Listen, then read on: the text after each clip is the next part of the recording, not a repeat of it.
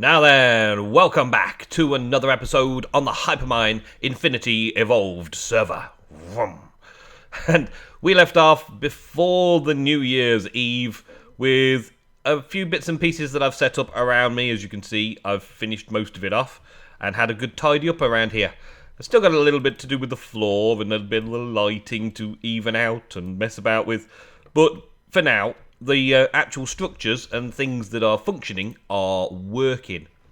The ugly, great big press that I had before, the inscriber press that I had automating before, has now been altered into this nice, neat little structure. I've made it though so that I've only got like one set here. I could have, of course, put in these patterns, which are the calculation processor in this case, to put the right ingredient there to make the press.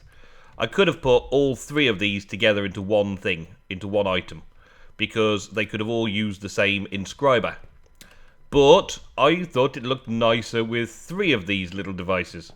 And what we got, these are covers, nothing extra. They're just export buses going into the underside of it, exporting printed silicon, exporting redstone into there, and the output is just simply a bit of thermal expansion going back into the interface.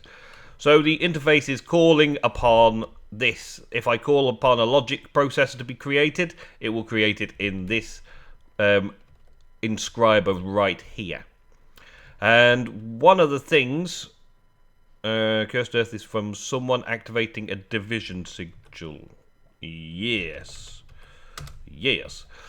What I've done to set this up is also put a crafting upgrade into the interface and told it to keep a stock of, say, 40 logic coprocessors or logic processors. So it will try and craft to store 40 logic processors. And I've also got a storage bus on there. So in the system, it's telling me I've got 40 logic processors, which are the 40 that are sitting in this inventory over here. If I can access the inventory over here, but something seems to have gone wrong on the server now. There it is, 40. And when it needs some more, it will call over to this interface and make some more. I had a little issue when I was setting all this up, that if you have the storage in the same place as the crafting, then it never goes back into the AE system. It goes straight into the interface and just sort of sits there, which means that the crafting is never finished because the AE system never really receives it, which is a bit strange and should be fixed like it's a bug, really, but still. So this stores the logic processors, but this sends the message to create them and then receives them into the system. The system then processes them, realizes that it's in the AE system over there, and then puts it into this interface over here and clocks up that it has been crafted. Lots neater, lot better, lot more awesome.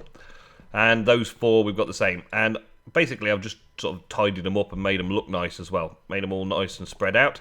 And these crafting cubes that I set up have some stairs over the top of them just to give them a nice good look. And I'm quite happy with my my circuit room. I'm quite happy with my circuit room now.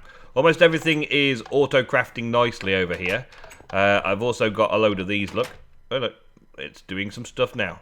It's currently crafting two of those. I've got a load of little 1K with crafting monitors and a few of these things. They're actually covers for the cables, but they are factory block.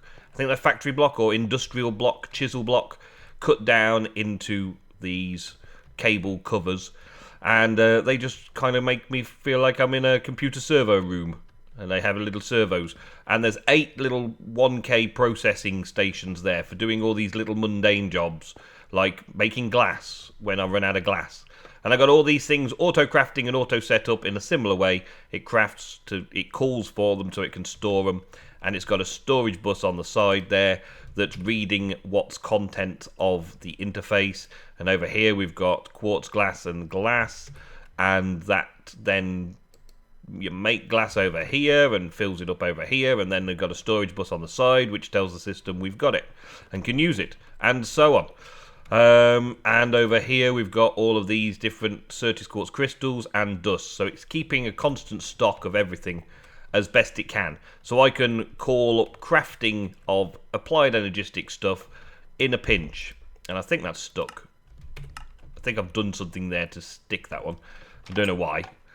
These little bits and pieces sent to try you. This is not actually crafting anything, is it? Where is it stored? Oh yeah, there's some missing there. So that probably needs some materials. That's probably what it was. It's got plenty of those. So I don't know what it's up to. Maybe it's making the silicon there. And it is making the calculation presses there. But it's not taking them out for any reason. I've got a dilemma here. Oh no, it is making them. It's slowly but surely making them to replace the stock. The stock of that one. Yeah. It's all working perfectly. I just got to leave it alone and let it get on with it and stop fiddling with it. I'm guessing that... Yeah, there we go. It's doing it there. I'm guessing that had got stuck somewhere, but that's okay. Now we're crafting up some more automatically, just filling in blank spaces where I've taken something out of the system. But that's not what I'm dealing with today, because that's all now nicely set up over there. I'm coming over to this side of the Silicon Valley Towers. I'm going to have a look to see what we've got over here. I've set this room out for Tinker's Construct. And, well, I actually wanted to make a big smasher, because while I was building, I needed to clear the rock face very quickly, because we're going up into a mountain, as you may or may not know. And so as we progress up the mountain, I needed to smash a load of rocks out. So I made one of those quickly. Not really going too much onto Tinkers in this series. I did quite a bit of it in the Magic Farm series. But I've just got basically a room down here with all the things that I need, all the things I sort out. And adventuring equipment and stuff like that are going to go over this wall over here. So it's basically my armory is what I'm using Tinker's Construct for in this series. And then over on this side, this is now my general storage of all the mods and things that I'm not really planning on doing a hell of a lot with, but I still might need to do a little bit with. Like we've got a witchery, and I actually think I might do a bit of witchery because witchery is fun, funky, and especially on a server, witchery is very good. Got a little bit of Thorncraft, and there's a lot of stock because I've been mining up so much stuff. And recently Lapis and Almanac were around trying to get doing Thorncraft and all that. So in the white chest now, I've got a stack of each shard being sent, and they're sending me leather. Because I was short on leather for making things like the books for the Mistcraft pages, and I also died in lava a little bit and needed another ender pouch to fill that on, and I didn't have any leather. And I've killed all the horses and cows in the local area. There's none around left at all. Then we got the Twilight Forest. I would like to start working on going through the Twilight Forest. It's been a while since I had a good adventure in the Twilight Forest. So that's my kind of what I'm aiming for next, going through an adventure in the Twilight Forest, and why we are doing what we're doing this episode today.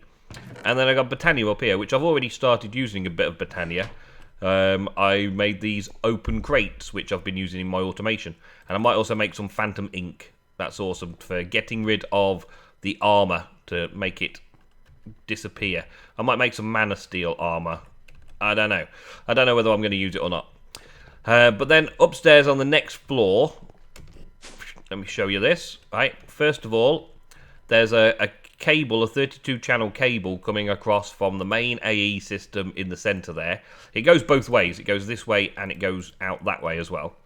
And it just basically is going up through the column here and giving me an access terminal, a crafting terminal on every floor of the tower as I build it. So this is 32 floors potential of channels, 32 of these monitors. Now, of course, that's not going to be the full thing. I'm going to actually set some stuff going off over here as well. But as you can see, I've got it going up through the middle there. All nice and organised, all nice and sorted.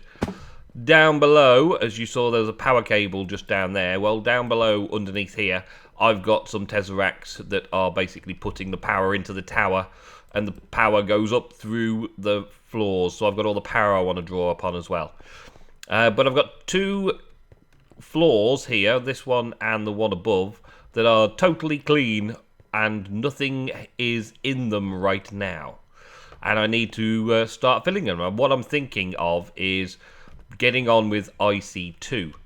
And I've only really done a few bits and pieces with IC2. I made this jetpack and bat boxes and things to recharge it so I can fly around and hover about a bit. That is it. So what I'm going to do today is start setting up one of these rooms for some basic crafting. So I've got myself a thing over here, upstairs here. I've put myself in a couple of crafting units, and this is going to be basically floor-to-ceiling crafting units. But I'm going to have one great big crafting area here for the main system. And that will then allow me to go across to these areas over here and actually put auto-crafting stuff in here. That means I don't have to do all that crafting of IC2. And IC2 crafting is a lot of hammering and tweezering and all those kind of things, using the cutters and the hammers and all that kind of stuff to make plates and bits and pieces. Yeah, I don't fancy having to do all that. So the first thing I'm going to make is a metal former. And a metal former is thus. It's got a few bits and pieces that I need to make first, which is the hard part. But once I've made a metal former, it'll make a lot of these pieces that I need to make very easily for me. So toolbox is a chest with some bronze bronze casing, which is a bronze plate, which is basically bronze smashed twice in a hammer. So easy enough to make those toolboxes. The basic machine casing is iron plates. Easy enough to make those. The electric circuits, I've made a few of these already. You know, there's plenty of copper cable and rubber and bits and pieces to make that. And then there's these coils, which are these copper cables. Now, hopefully with the former, I should be able to make these cables and things and then be able to make another one and be able to make these casings and things, all kind of automated, making all of this stuff so that I can just have some auto crafting in place to make these things as I need them. I would also like to auto craft these circuits because they get annoying, and then the advanced circuits and all that kind of stuff. So for right now, I'm going to bash through and make a metal former. Okay, so we've got a metal former, and I've been messing around with a few bits and pieces in here just to set up things the way I want them. I'm looking to get an auto crafting center here for all of the basic industrial craft stuff. So we've got to start with the metal formers because they're the most productive part of it all, and because I've also done like the wrench and the hammer and bits and pieces in here already just to get me started because I ran out of a wrench while I was doing this. I've got to set it all up so that we've got many metal formers around the edge here. So the first metal former, I think I'm just going to put in there. And there we go, metal former. We've got 2 recipe modes here, rolling, cutting, and there's also extruding. Now the rolling is hammering out plates, such as that iron plate. The cutting is then cutting the plates into strips, and the extruding is making the wires straight away. So I think I only really need rolling and extruding. But there are 3 types. I think I just said 2, but there are 3 types, and there are 3 sides to this section. So each one, I'm going to have a little setup going on here. Now, in order to autocraft, we're going to need ME interfaces. So I'm going to ME interface over here on top of it. And hopefully that will connect up nicely and work well. Hopefully. So the pattern for it will be there, and so on and so on and so on. So I want to quickly make a pattern. Applied energy sticks and all of that jazz. So I've made a little terminal thing over here for me. So an iron ingot equals an iron plate. And that is how it works. I need to get a pattern though. Let me get some patterns from the other side. I made a quick jaunt across because I've been using these things quite a bit. So let's take 4 of those will do for now. That'll do. I can make some more soon enough. Right, so pattern terminal round the back here. This is just a temporary setup for these sort of things, really. I'm working my way around to make it work. Okay, so that would be there. So then that would go into that one there. Okay. Then we need to connect that up to the AE system above. So we'll take out some of these guys and some more. Thank you. And we'll just have that up here. I'm probably going to need some sort of extraction as well, which is okay. I'll figure that out as well. This is still experimental setup. Okay, so that's that. So now it should know how to make metal plates. Plate. Yeah, it's got iron plates there now available for crafting. So that's good. Okay. So the next thing, if that is going to work, it should, I need to power it. And a metal former requires 10 EU per tick. Now, 10 EU per tick, I'm probably going to just power it with a generator, because a generator outputs 10 EU per tick. Put that there. That should work nicely as well. And that should just generate power directly into there. What I need to do there, though, is give it an export bus. So it exports coal into it. And put that on there. And put a little cable next to it. There's going to be quite a few things going on this thing. But so far we're up to 2 channels for each one of these cables. So 2 channels, and there'll be 2, 4, 6, and then we can go 8, and then we can get 2, 4, 6, 8, and we've got 1 left over. We'll see what we can do with that. So I get some coal and have that auto output, because I get a lot of coal in. So actually, I could do it with the ender chest instead, couldn't I? I could ender chest it. That would reduce the number of channels that I'm doing. So instead of having 8 channels that way, I can bring it in a different direction. Okay, yeah, let's do that. I did make this ender chest for a reason, so let's do it with this one. Let's put it down here. And that should be the right one. Yes, it is. Okay. Let's put that on there. And, yep, that's my charcoal setup. Okay, so give me this. And if I've got an export bus of some kind? No, I haven't. Okay, well, we can use some kind of item duct instead. Let's have item ducts and a node instead. There we go. I was thinking of using extra utilities to do it, but that will be okay. So we'll have that as off. There we go, and we'll bring this up and over. And we're going to need to bring it so that it's up and over this side here. And put it onto that. And then we'll disconnect it from the interface because we don't want it cycling through. And hope for the best. Yes. Yes, yes, yes, yes, yes. There we go. It's automatically putting charcoal into the backs of that. It's currently back stuffed, but that's okay.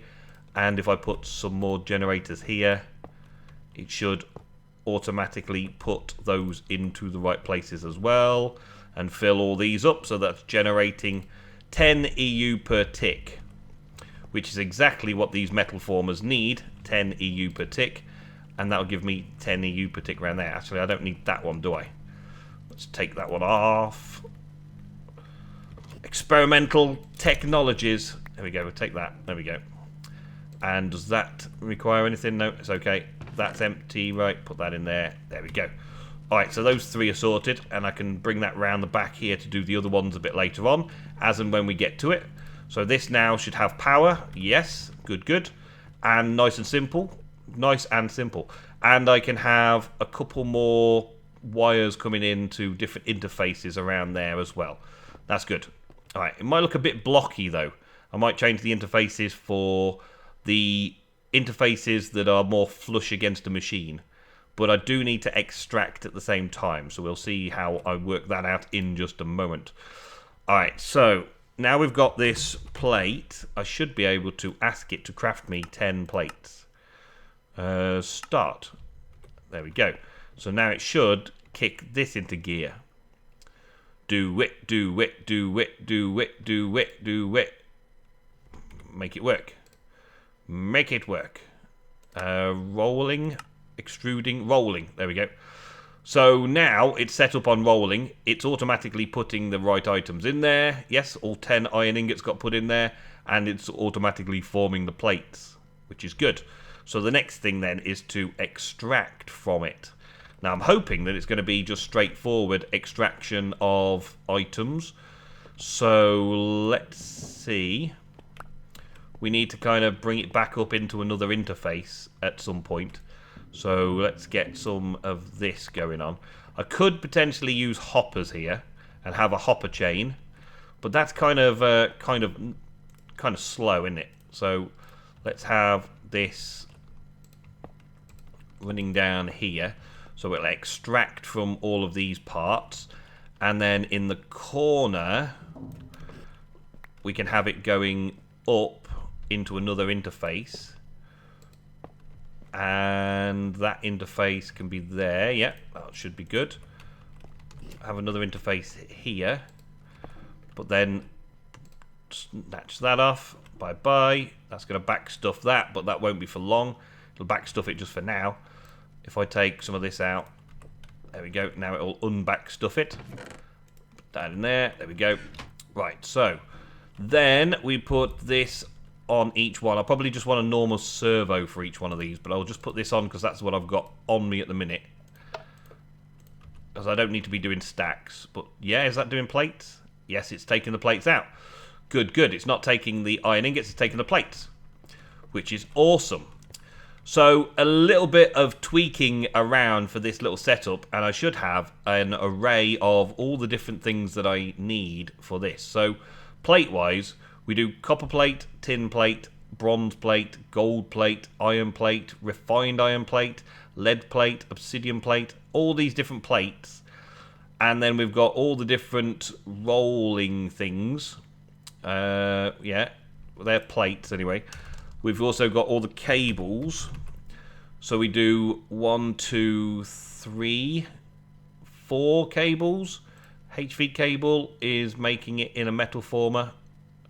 Okay, so we do that way, that way. That is also done tin cables. Yeah, so I could probably just put one in there. So the main thing is going to be plates, I'm guessing. And it's just now a case of formatting it so that these interfaces don't have too many channels. But I have got 32 channels coming in, and so that gives me 32 channels of things to do over this side nicely. And then I could potentially have another 32 channels coming in over this side as well. So that is the next little setup, is to make a load more of these metal formers and have them all set up around here so that I've got a little auto crafting facility. Another option that I was thinking of was to take out this interface. We've got 9 patterns here, and have it so that the interface comes in a bit further along over here, and maybe turn it round the other way. This is now done, isn't it? Yeah, that's done. That's okay. So let's take this down from here again now. I don't want it anymore. Let's take this down and put this. We'll take this down for now as well. We'll put the interface here. We'll just throw those in so it remembers it's received them and it's not going to try and auto-craft them anymore. I could bring this up this way instead, right? And have it so that we've got... I didn't mean to do it like that.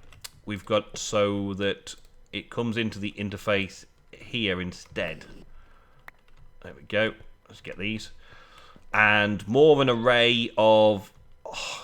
almost like another hopper chain, as it were, around the back here. So that it will pull across here and drop into each one as we go.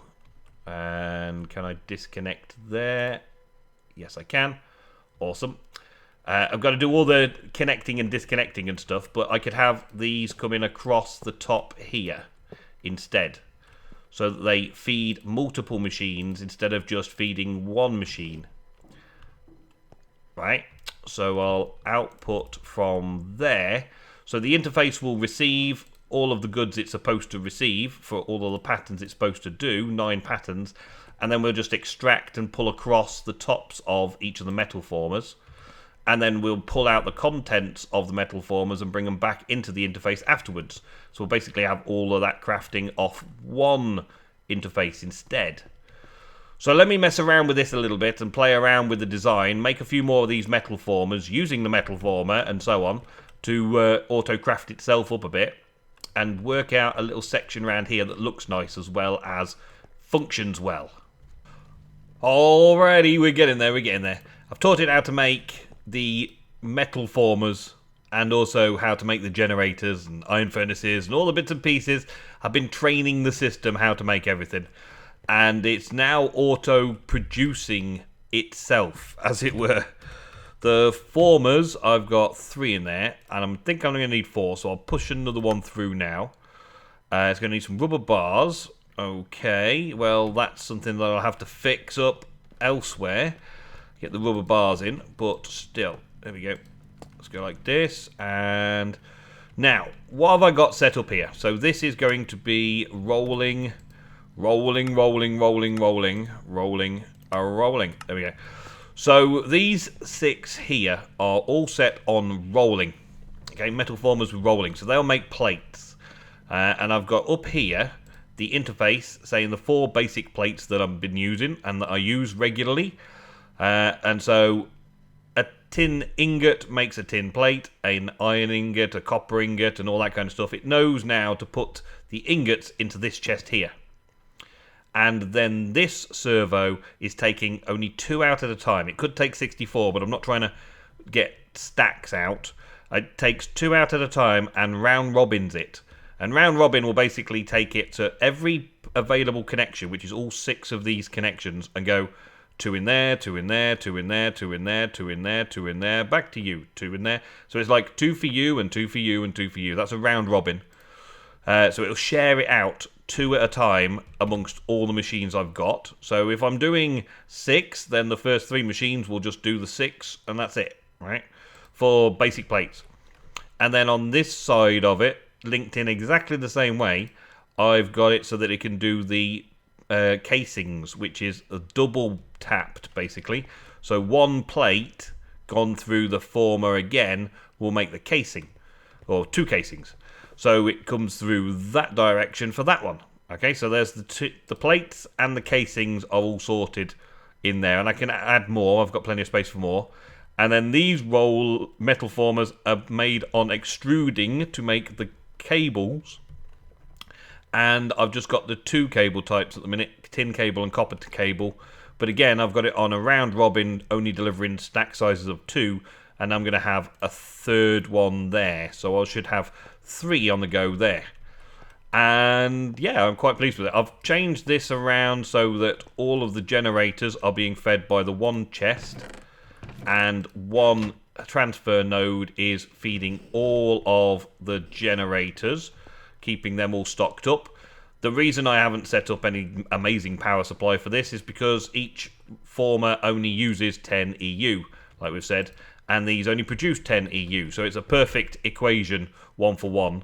I don't need anything else. I don't need any cables and wires and stuff. I just put them back to back, and that's nice and simple. And then, of course, we've got the extractions, which I'm just basically putting a standard servo on there to extract. Very, very simply. And I don't even need to close that up because, there we go, thank you. And extract. There we go. And 1 more for there when it's ready. So now I can auto-craft almost everything. Almost everything to do with these guys, anyway.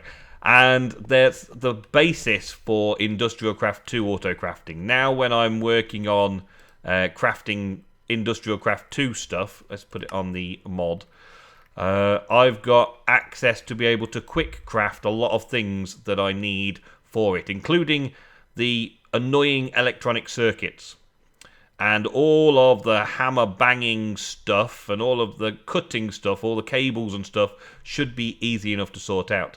Now I think I need to change 1 recipe here because I've got a load of rubber bars already, or a load of rubber ingots. I got it somewhere. I'll sort that out later, though, because we run out of rubber. But with my rubber tree farm back at spawn, I get lots and lots of rubber coming into the system, and I could just easily smelt it straight into the rubber that we need for all of these cables and wires and things. But I'm going to come over here and say goodbye for today's episode. Thank you all very, very much for watching. I hope you enjoyed. I hope you like the setup. I do. I like having these auto crafting to save a little bit of labour here and there. All the hammers and tongs and all that kind of stuff to make all the basic components for Industrial Craft 2. I'm not planning on automating almost everything, just automating all the simple components on this floor of the tower. So I've got 2 rooms to do it in, which should be plenty, really, shouldn't it? Should be plenty. And then I can make myself the things that I need very quickly through that.